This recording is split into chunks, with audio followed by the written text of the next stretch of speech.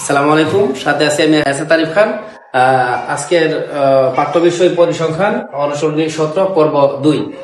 আজকে আমরা বুঝাবো প্রচুরক নির্ণয়, বিন্যস্ত উপাত্ত অর্থাৎ শ্রেণীবিন্যাস তাকে কিভাবে প্রচুরক করতে হয়। শুরু করতেছি। প্রচুরক করতে হলে সর্বপ্রথম যা লিখতে হবে, এখানে সর্বোচ্চ গণসংখ্যা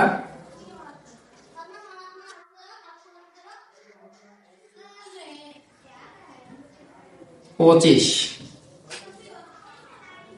যা অবস্থান করে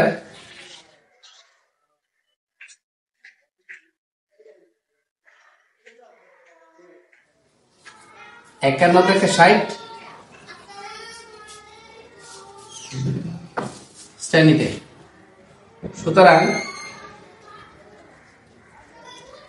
প্রচুরক শ্রেণী 51 থেকে 60।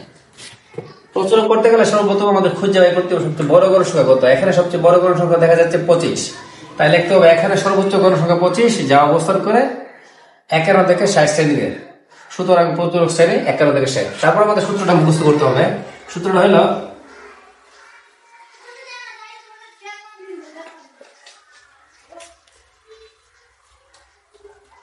আমরা জানি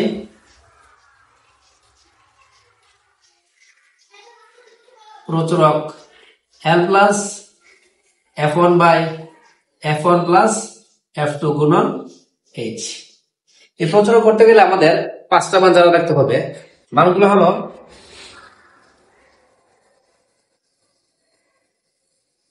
L সমান F1 সমান F2 সমান H সমান।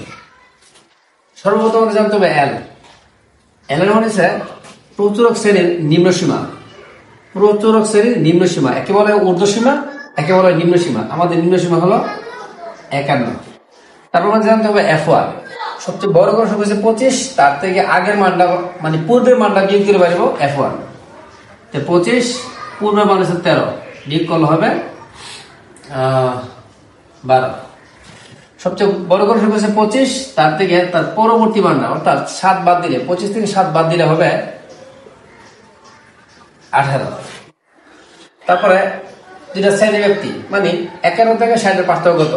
51, 52, 53, 54, 55, 57, 58, 59, 60। এভাবে আমাদের পার্থক্য হলো 10। তারপর আমাদের মানগুলো বসাতে হবে।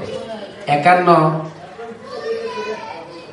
F1 12, F1 12, F2 13 গুণন H হলো 10। 51 আমরা জানি লব দ্বারা গুণ করতে হয়। 12 গুণন 10 120, নিচে যোগফল হবে 25। তারপর আমাদের 120 ভাগ 25 4.8 এদের যোগফল হবে 55.8। এই আমাদের প্রচুরক।